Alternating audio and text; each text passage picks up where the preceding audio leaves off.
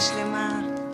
זה עד יום שישי, נושם את האוויר, האור והצל משחקים, שוב תופסת השולחן ערוך, תמונות ילדות על הקיר, שיירות לבנות חוזרות מבית כנסת, והריח הזה ששורט לי את הלב מתגנב ופותח דלתות אל אושר קטן, אל אותו שיר ישן שעובר אצלנו במשך דורות. מתנות קטנות, מי שהוא שלח לי מתנות קטנות, רסיסים של כוונה, עיגולים של אמונה.